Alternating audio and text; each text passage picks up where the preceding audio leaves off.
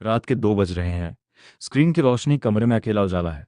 एक ट्रेडर का चेहरा उस नीली लाल लाइट में चमक रहा है, लेकिन उसकी आंखों में नींद नहीं, सिर्फ एक जलन है। आज का दिन अच्छा था, प्रॉफिट था, टारगेट हिट हो चुका था, अकाउंट ग्रीन था। लेकिन फिर वो हुआ जो हमेशा होता है। एक छोटा सा विचार दिमाग में आया, बस एक और ट्रेड। और उस एक विचार ने पूरे दिन की मेहनत को 3 मिनट में खाक कर दिया। ये कहानी किसी एक ट्रेडर की नहीं है। ये हर उस इंसान की कहानी है जो चार्ट्स के सामने बैठता है और अपने आप से ये झूठ बोलता है कि बस एक और ट्रेड से सब ठीक हो जाएगा। ये झूठ इतना खतरनाक है क्योंकि ये सच जैसा लगता है।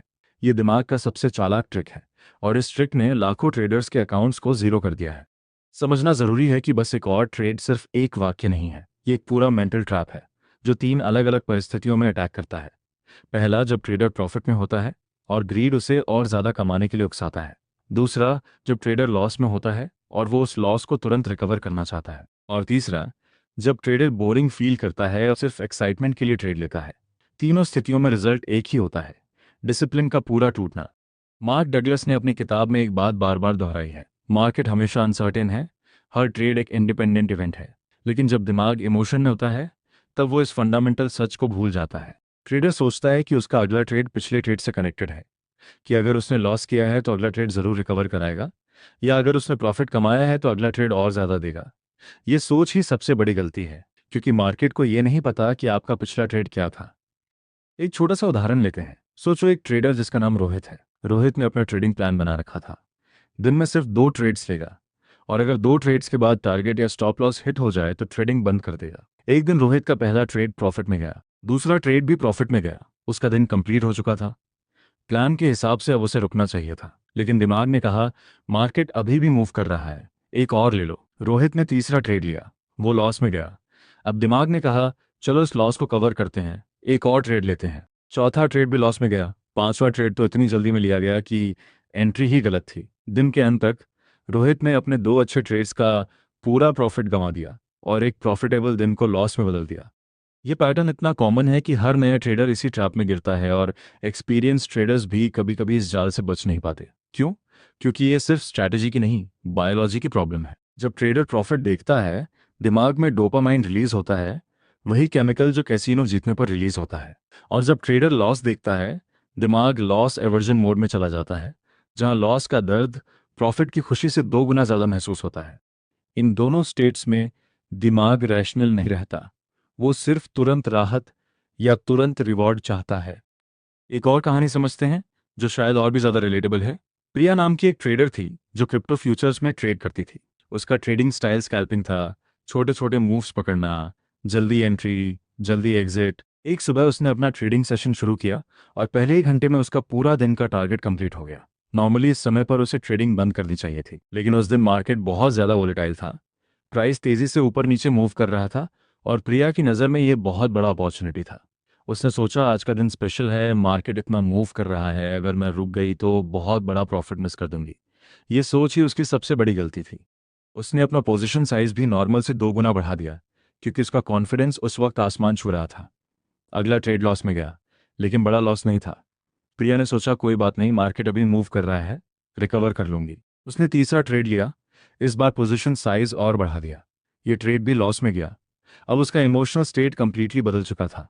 वो अब ट्रेडिंग नहीं कर रही थी, वो अपने ईगो को बचाने की कोशिश कर रही थी। अगले 2 घंटों में उसने 7 ट्रेड्स लिए, हर ट्रेड पिछले से बड़ा पोजीशन साइज के साथ।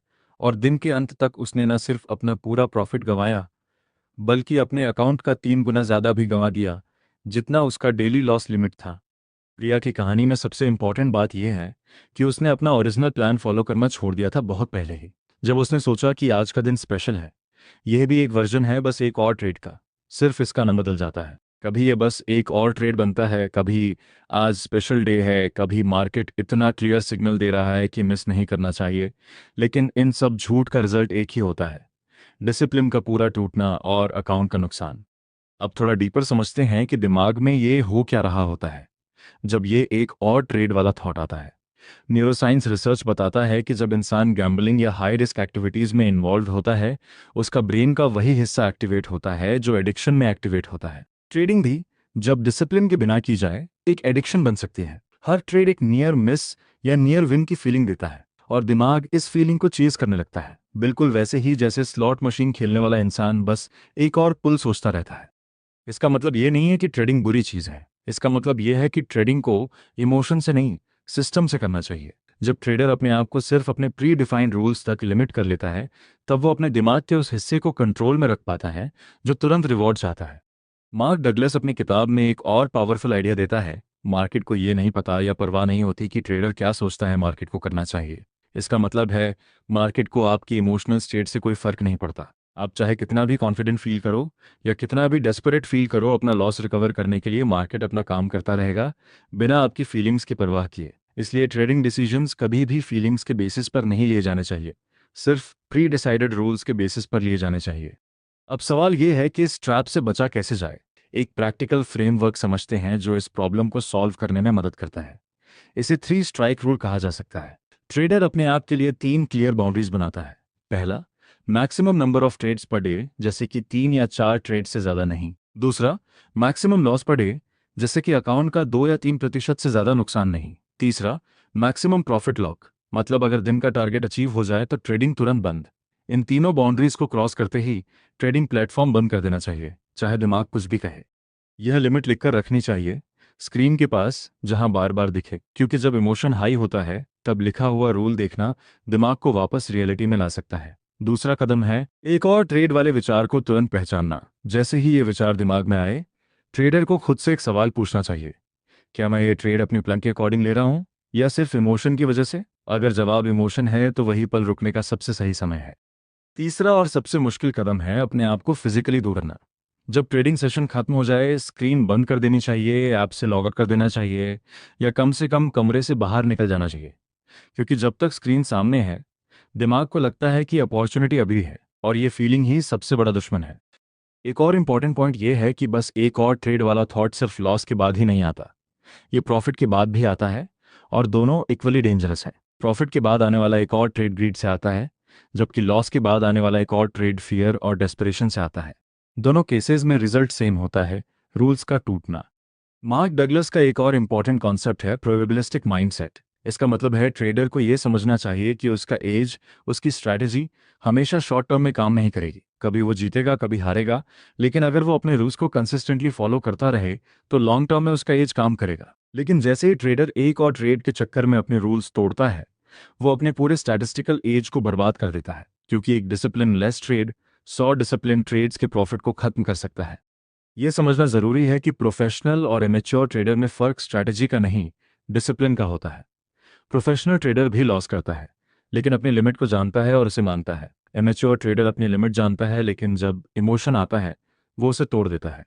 सबसे ज़रूरी सबक यह है कि ट्रेडिंग में सक्सेस अपने एज को ढूंढने से ज़्यादा अपने आप को कंट्रोल करने से आता है। जो ट्रेडर अपने इमोशंस को मैनेज करना सीख लेता है, वही ट्रेडर लंबे समय तक मार्केट में टिक पाता है। बाकी सब, चाहे कितनी भी अच्छी स्ट्रैटेजी हो, इमोशन के सामने हार जाते हैं। अगली बार जब ट्रेडिंग करते वक्त बस एक और ट्रेड वाला विचार दिमाग में आए, तब याद रखना चाहिए कि यह विचार कभी भी जेन्युइन अपॉर्चुनिटी नहीं होता। यह हमेशा एक वार्निंग साइन होता है, और जो ट्रेडर इस वार्निंग को समझ लेता है, सुनता है और रुक जाता है, वही ट्रेडर इस बिजनेस में सबसे आगे निकल जाता है। इस झूठ को पहचानना ही सबसे पहला कदम है इससे बचने का। बस एक और ट्रेड कभी भी सॉल्यूशन नहीं होता। यह हमेशा एक ट्रैप होता है जो टेम्परेरी रिलीफ देता है लेकिन लॉन्ग टर्म डिस्ट्रक्शन लाता है। जो ट्रेडर इस लाई को समझ लेता है, वही ट्रेडर मार्केट में लंबे समय तक टिक पाता है।